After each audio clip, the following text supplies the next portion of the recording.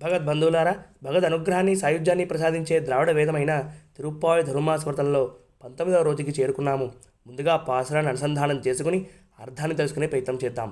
కుత్తు విளக்கரிய கோட்டுக்கால் கட்டில் மேல் மெத்தென்ற பஞ்சசைனத்தின் மேலேறி கொத்தளர் நப்பிண்ணை கொங்கை மேல் வைத்துக்கி தனமலர் மார்பா வாய்த்திரவாய் மைத்திரக் கண்ணினாய் நீ என்மனானனை எத்தனை போதும் துளில ஒட்டாய்கான் எத்தனை ஏலும் பிரிవాత్తగిల్లాయాల్ తత్వమన్రు తక్కవేలోర్ ఎంబావాయి. గుట్టిదీపముల చుట్టూ వెలుగుతుండగా ఏనుగుదంతములతో చేయబడిన కోళ్లు గల మంచంపై చల్లగా మెత్తగా తెల్లగా ఎత్తు వెడల్పు కలిగిన పరుపుపై గుత్తులు గుత్తులుగా వికసించిన పువ్వులు తలలో పెట్టుకున్న నీలాదేవి వక్షస్థలంపై పడుకున్న ఓ శ్రీకృష్ణ, నోరు తెరిచి మాట్లాడు. కాటుకు పెట్టుకుని విశాలమైన కన్నులు గల ఓ నీలాదేవి, నీ ప్రియుడైన శ్రీకృష్ణుడిని ఎంతసేపు లేవనీయకుండా ఉంటావు అని అండలమ్మవారు నీలాకృష్ణులిద్దరినీ కూడా మేల్కొల్పుతోంది ఈ పాసురంలో.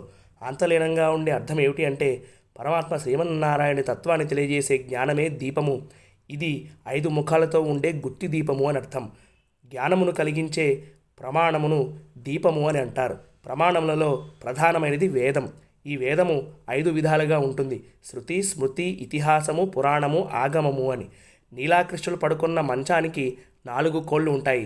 అది కులయాపీడం అనే ఏనుగుని చంపిన తర్వాత వాటి దంతాలతో చేయించాడు కృష్ణ పరమాత్మ.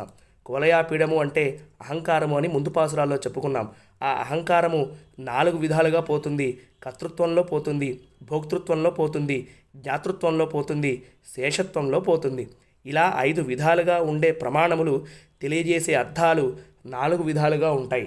అది ఏమిటి అంటే, వర్ణములు 4, ఆశ్రమాలు 4, భక్తులు 4 రకాలు, పురుషార్థాలు 4, మోక్షములు 4, యుగములు 4.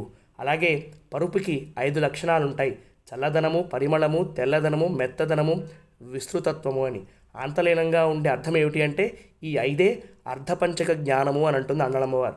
అంటే పొందవలసిన పరమాత్మ స్వరూపము, జీవుడి స్వరూపము, పరమాత్మని పొందే ఉపాయము, పరమాత్మ వల్ల లభించే ఫలము, పరమాత్మని చేరడానికి ప్రతిబంధముగా ఉండేవి తెలుసుకోవడం అర్ధపంచక జ్ఞానం. అంటే జ్ఞానమనే దీపం వెలుగులో కనిపించే మంచం కోళ్ళు కర్తృత్వాభిమానరహిత స్థితిని చూపిస్తాయి. అటువంటి మంచం మీద అర్ధపంచక జ్ఞానం అనే పరుపు లక్ష్మీనారాయణులకి నివాస స్థానంగా ఉంటుంది అని ఈ 19వ పాసురంలో ఉన్న ఆంతలీనంగా ఉండే అర్థం. హరే కృష్ణ.